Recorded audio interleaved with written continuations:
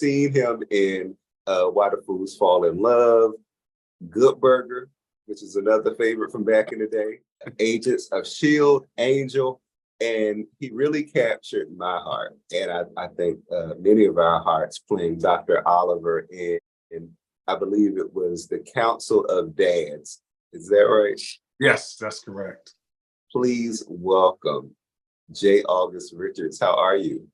Good. How you doing? That was a beautiful introduction. Thank you so much.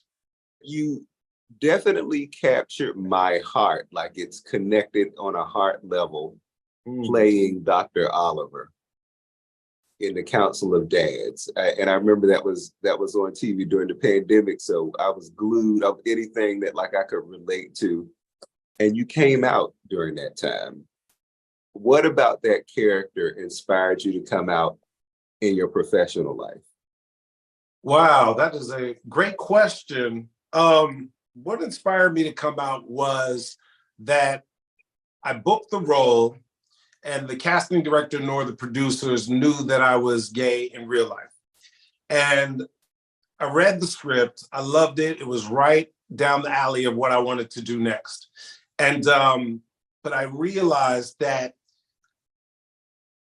I lived and am living the experience of the character. And I need to qualify myself to the producers, to my other cast members, that I know what I'm talking about this character and this life and what I would want to see from this character. So I did not want to be on set in a position that I had been before, which, was somewhat comfortable for me to be private, not disclosing, who I am with in real life. That's how I kind of operated prior to that.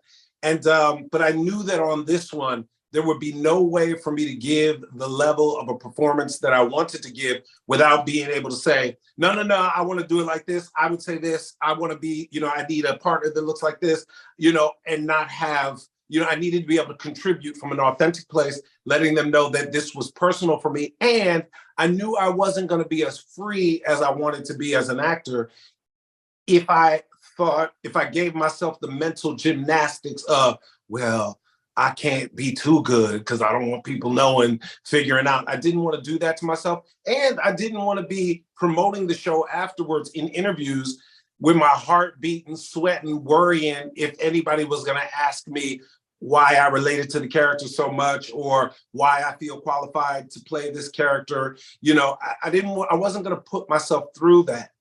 I had gotten to a place in my life where I realized that my experience of how I walk through this world is so much more important than anything else. So I had just gotten to that point in that place of freedom where I had calculated it all, because as a gay Black man, then as a gay Black man who's an actor, of course you run the math constantly. You're constantly running the math of what will my career look like if I am out and open?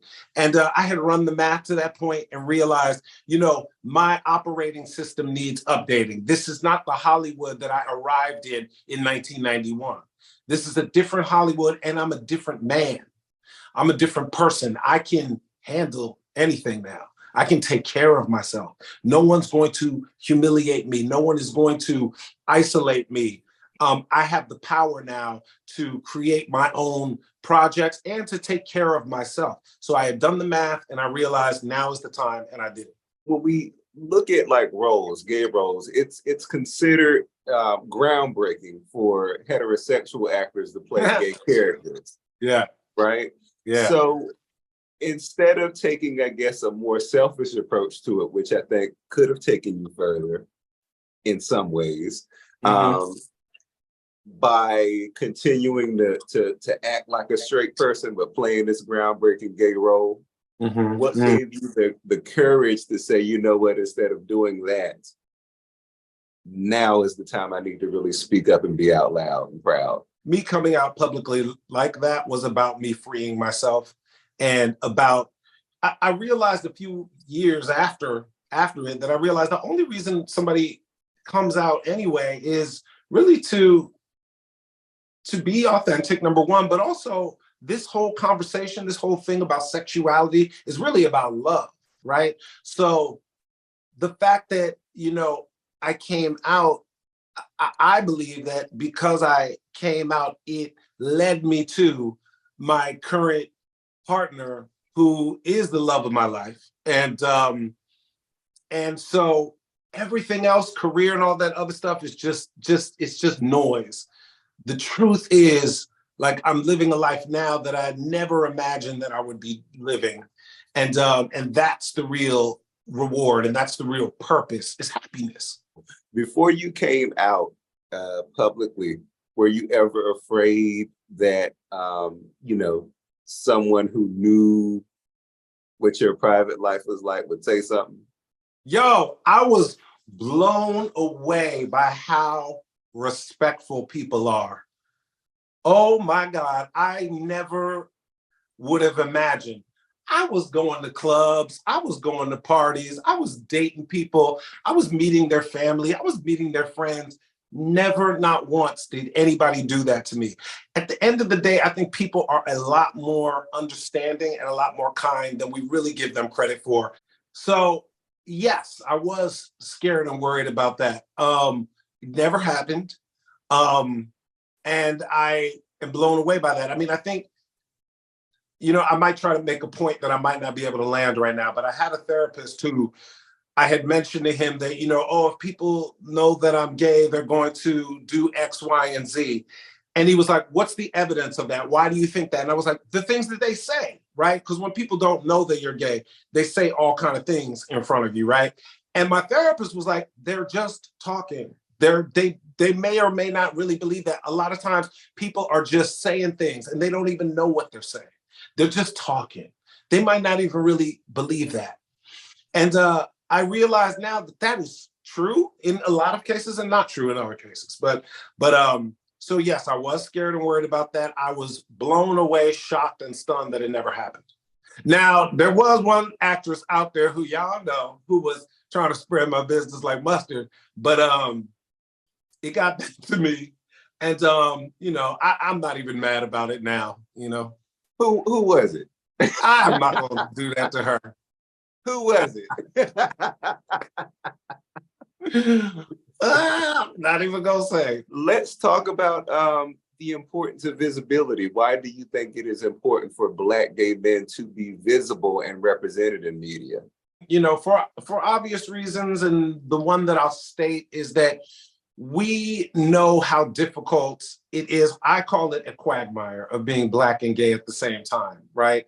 And we know the difficulty of that. We know the loneliness of that. We know the isolation of that. We know the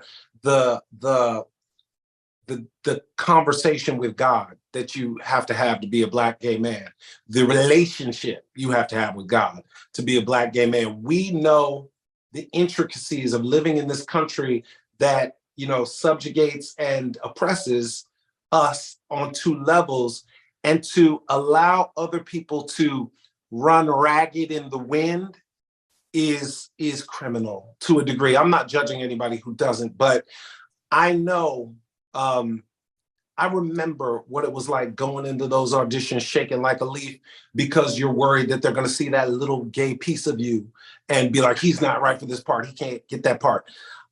If I can, I want to help alleviate that from others. Because otherwise, what are we doing? That, and, I just like to see a more just world. And that's really why I do what I do. That's the why behind my work.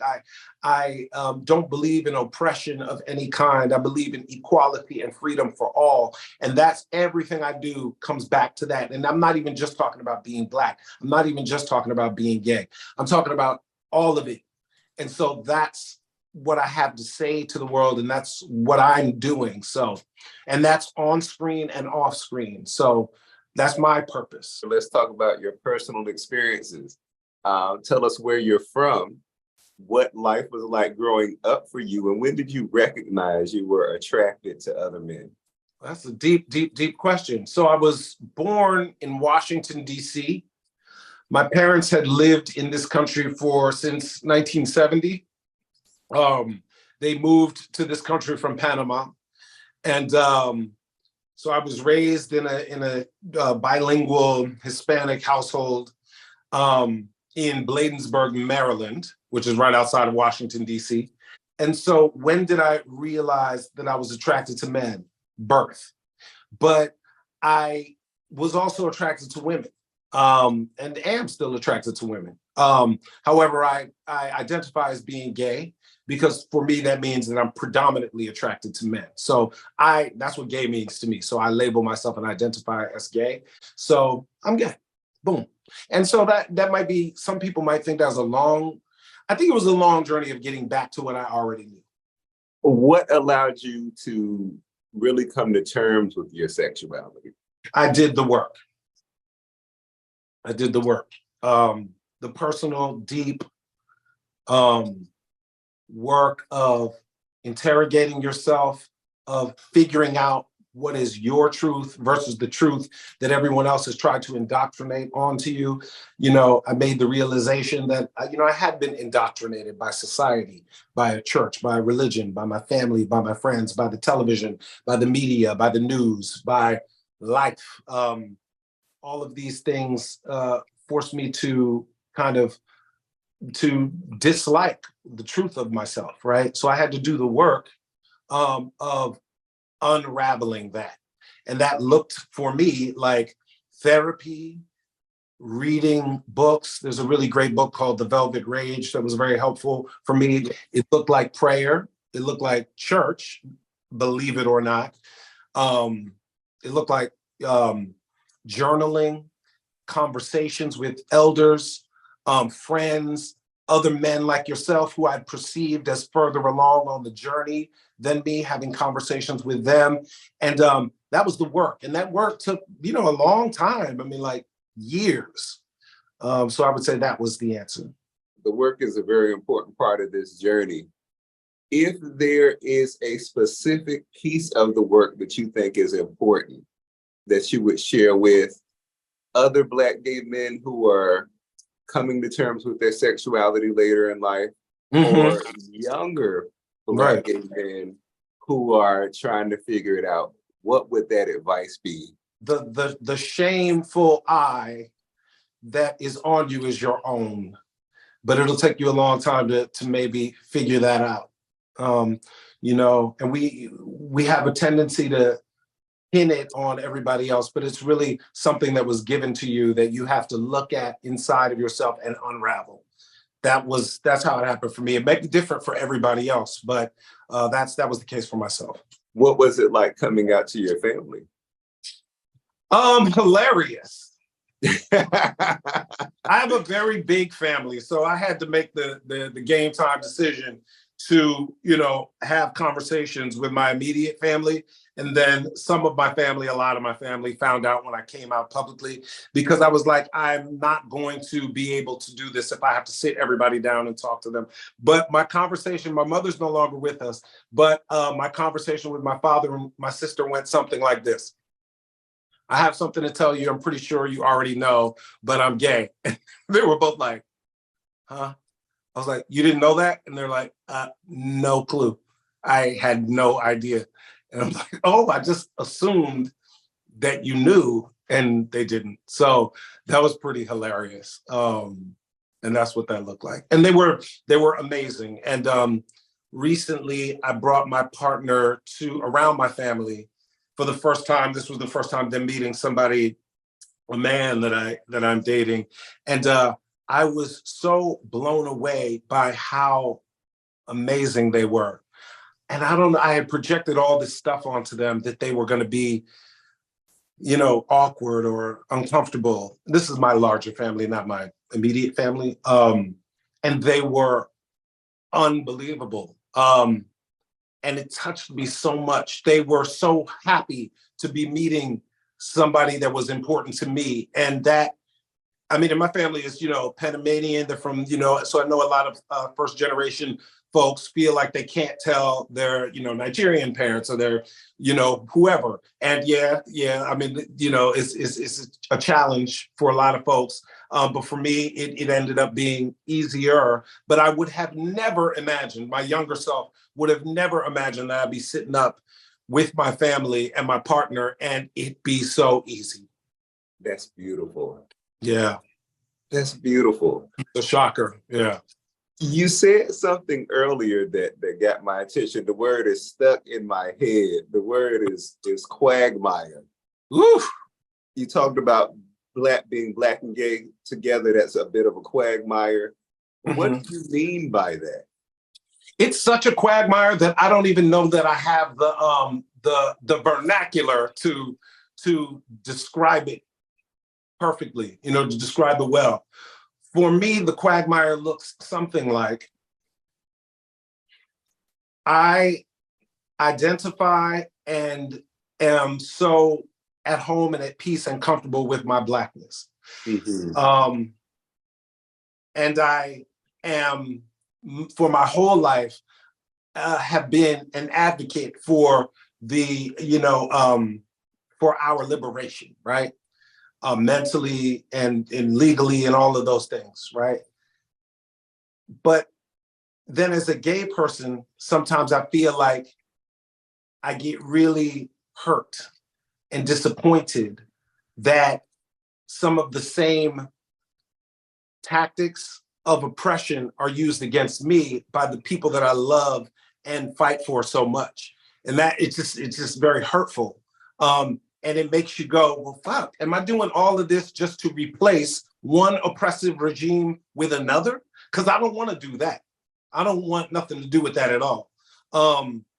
So it's a quagmire in that regard. And then you feel like you've spent a lot of years like hating yourself and hiding and being unhappy because you have to hide and you can't live out loud, right? And then you get the comfortable and the confidence to live out loud. And now people are looking at you like you're in some privileged group, or that you have some, like I'm somehow an op to being Black. And so that makes it, challenging sometimes. But the beauty is, and I have to remind myself, in my real life, for the most part, not totally, I'm not confronted with that.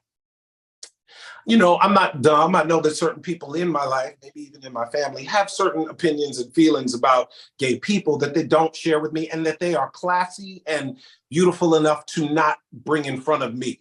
And I appreciate that. So that's why I feel like it's a quagmire. Does that make sense? It makes me want to ask now, did you have to learn how to reconcile your Blackness and your gayness?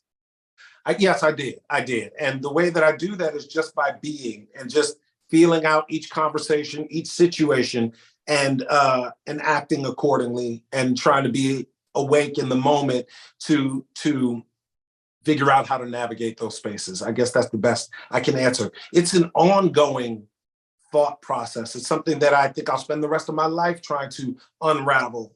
So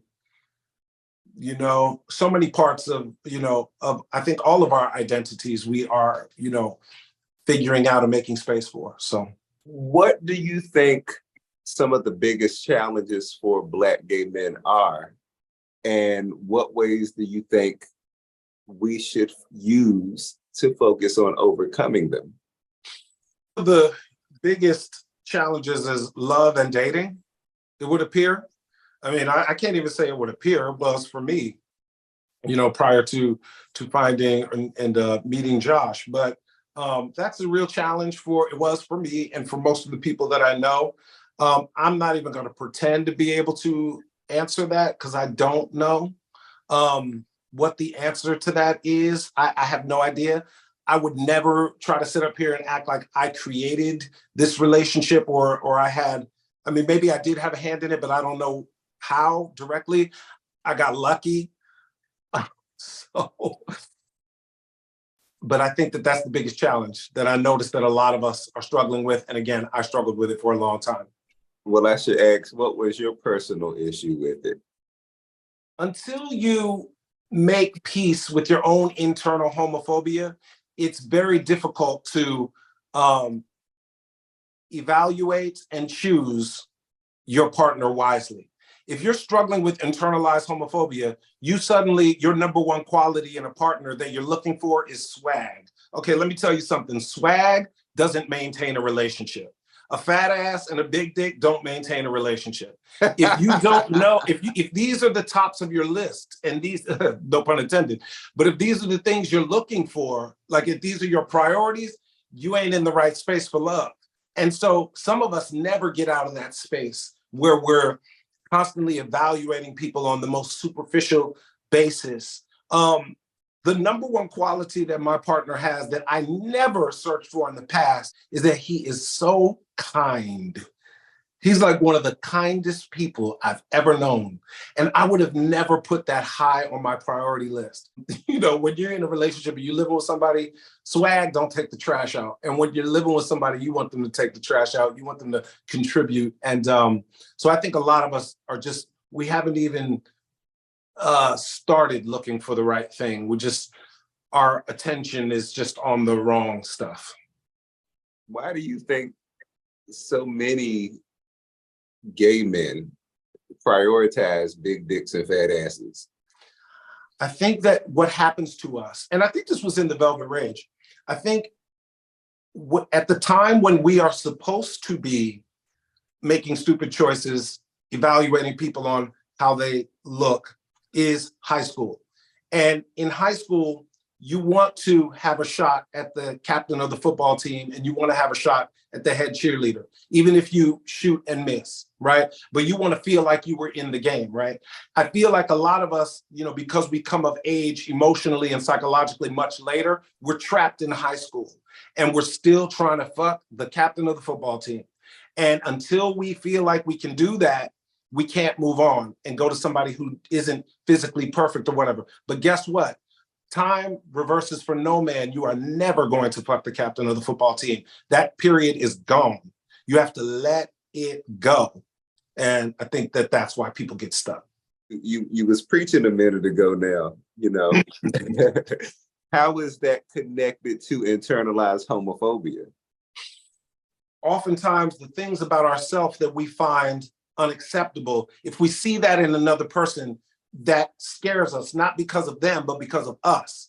My partner now wears fingernail polish sometimes. And the old me, the younger me, couldn't have dated him because I would have said, oh, people will see that and know what's up, because I was hiding, because I wasn't comfortable with who I am.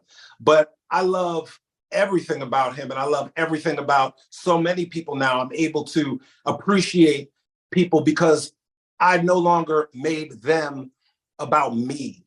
And that's what I was doing. I was, you know, anything we really find objectionable in another person is really boiled down to how we feel about ourselves. And now that I feel differently about myself, I can accept all aspects of myself. I'm able to accept it in everybody else too. Last question. Yes. What has been your biggest lesson on your journey? And if you could share that with other men like us, what would that be? So many. I'll share this because I think it might be useful. I, you know, was in a therapy for about 3 years off and on. And if I did that whole experience just to learn one thing about myself, I would do it all over again. I would spend all 3 years figuring out that what I used to do, and I still do it, but I have an awareness of it now and I can stop the pattern from happening. I learned that I have a tendency to turn the entire world into my parents. That is something that I am projecting out into the world. And and if you're not playing the part that I need you to play, I'm gonna make you play it. And I realized how powerful I was to shape my own perception. I think that the thing that I would want to share is we have so much power to shape our lives, to create our lives, and that power is perception. That's the most powerful thing that I've ever learned, is that I can shape the way that the world is in my own mind by how I choose to see it. Well, Jay, thank you for your courage. You know, thank you for rising up to be a better version of yourself. And that's something that I know you are continuing to do. I thank all of us who are here are working on doing that. That's why we're here having these conversations. Yes. And thank you. I wish you the very best moving forward. Can I ask you a question? Yes. Okay. So before we started this, I mentioned how much I admire you and how much I value what you do and the space you hold within this community, right? Because this is a large community of us. And from the bottom of my heart, truly. And I want to thank you for the work that you do and have done for so long. Before it felt safe, you were out here doing what you do. It's important for me now to ask you a question that you asked me. Have you reconciled being Black and gay, what I called a quagmire? Have you reconciled that for yourself? Be put me on the spot like that. Well, I think we can both agree as we reach different stages in our lives, we uncover things that require us to do that over and over and over again. Yes.